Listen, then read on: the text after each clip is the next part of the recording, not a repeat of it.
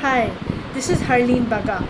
Today we're going to talk about what are the things you need to look out for in a good life coach, a good relationship coach, a good psychotherapist, and a psychologist. How do you know which one is good for you and has your best interest at heart? We're going to talk about those characteristics using a journey, my story. I started my career as a software engineer at Philips Semiconductors. I moved to Microsoft Redmond, USA and worked there for about 8 years. Once in India, I worked for a firm called Cutting Edge for another 8 to 9 years. The need of fulfillment was still incomplete within me, and I started looking at other things to do. When I looked back at my journey, the common fabric that I saw was my ability to connect with people, my ability to form a bond, my ability to understand people, and really what stood apart was the fact that people gravitated towards me to ask me for solutions and things to help them out. This was very obvious if I think about it right through my childhood and college. In my engineering days, I actually had a group of 14 girls who would sit in our sessions around me in a circle with me in the center, and we would discuss their issues in a round robin fashion. Me in all my maturity and wisdom at that age. So for me to choose and get into the coaching industry and become a psychologist was in a way second nature to me. It was an extension of who I am and something that really gave me a lot of fulfillment. But one thing I knew, that this industry was saturated. This industry was also full of people who, instead of being in it for the nobility, for the fact that it was a noble profession, people were doing it for the wrong reasons, which really is the case for all professions these days. What set me apart was my professional and my emotional journey. My professional journey took me and put me face to face with so many different people. It taught me how to react. It taught me to look out for those nuances.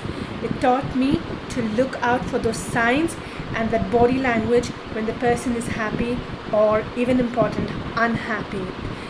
It taught me to be a good observer and study the human body and the human language in the way it was meant to be.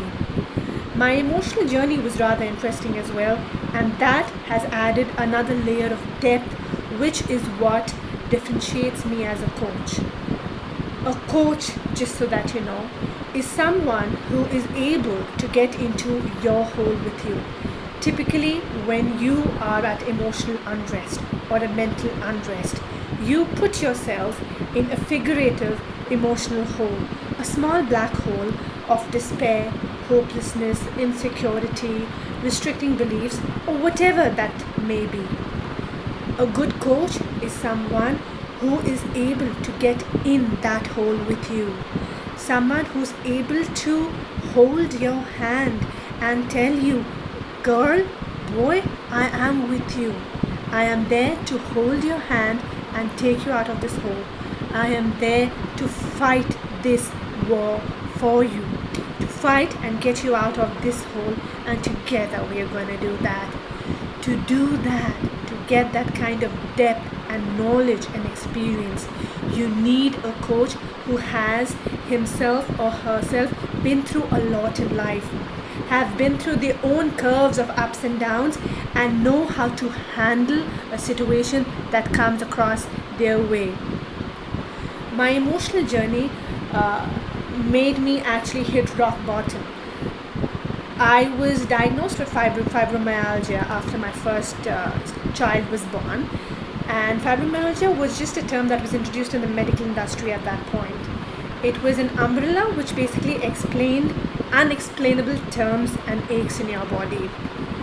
For lack of clarity, really, I was bombarded with so many drugs and pills for 2 long years. I was in la la land with a chemical concoction inside me all the time, and it did not do me good, right? I mean, you can just take that from me. When my second pregnancy happened, that was its own roller coaster ride. The doctors could not figure out what was happening, and every month was a fire drill where the doctor told me every month that, you know what, I don't think your baby's gonna make it. The important part happened at my 8th month. I had gone to the doctor for my checkup. She looked at me and she said, your baby is not growing. We have to operate you next week as soon as possible and put your child in neo-care and hope for the best. She went on to explain that there could even be danger during the operation and surgery given the state of the child. And if needed, she would have to make a choice between me or the child, and she asked what we wanted to do. Now, I'm a spiritual person, okay? Which means that I believe in the good of people. I feel that being optimistic, being happy, being good invites all the positive energy. That is the law of attraction after all, and that is something that even I preach and implement today. But that was not happening at that point. I wanted to rebel. I was upset. The moment I left the gynaec's office, what I did not realize as I was driving back, I was digging deeper and deeper and deeper into this big black hole of despair. I was depressed. Unfortunately, I did not wait for a diagnosis. I did not wait for me to find myself or find resilience. I directly went to a salon. I am a Sikh by my religion, which means that we're not allowed to cut our hair, and that's just a very simple and a small discipline that we are asked to follow for how much the spirituality and God just gives back to us. But I went to a salon and I went to defy my Lord. I went to defy the universe and all the positivity around me. It was my way of rebelling and telling the world, go to hell. I walked in, tears rolling down. I didn't know probably what I was doing. I was angry. Long story cut short, I chopped my hair, and the lady not only chopped a little bit, she chopped my hair and made it really short right up to my shoulders. So my hair that was originally below my hip actually came above my shoulder. Baby turned out fine, the delivery went fine, but what did happen during delivery was that my body had broken down into these rashes, these red purple rashes all over my body. So when after labor and after the baby was born, my husband refused to take a picture, right? Typically the quintessential part of delivery is you holding the baby in your hand, looking at the baby and taking that picture full of love and affection. I have that with my first kid. I don't have that with my second kid because my husband refused to capture me in that state because he said that he doesn't want me to remember myself in that state ever. I actually thank him for that. But the point is, they all affected me. It is my journey. It led me to where I am. A year and a half after my second child was born, I was finally diagnosed with lupus, which is an autoimmune disorder. That disorder explained why my body was reacting the way it was and the different manifestations that it was showcasing in myself. The disadvantage is that I was made to run pillar to post. I first went to a general physician and she made me go to a rheumatologist because I had joint issues. He made me go to a pulmonologist because of my lung issues. Then I went to a gynecologist, then a neurologist, then a vascular guy, then a nephrologist. It just wouldn't stop. The cycle kept going round and round. It was one of those spirals, never-ending spirals, that kept sucking everything out of me and my family, it seemed like. That is the reason why I wanted to get into the industry. That is my driving factor because I hated the fact that the doctors refused to fight for me. I hated the fact that the doctors were so quick to label things and treat the symptom versus treating the cure. They assumed and they passed notes to each other saying that I'm anxious. Well, my body's undergoing hell and you can't give me an answer. I had Raynaud's. My fingers and my toes were purple. I was told that given the rate at which I was having gangria, they would have to amputate me. What do you expect that I would do? Of course I'd be anxious, but that anxious is a natural response.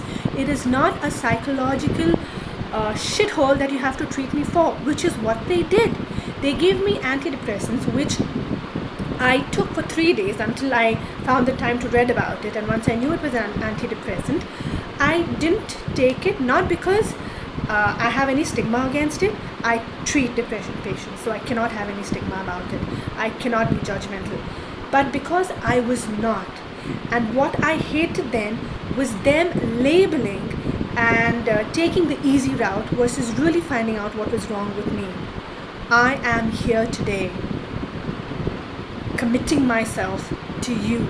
You are the reason I got onto this journey of my second innings of my life.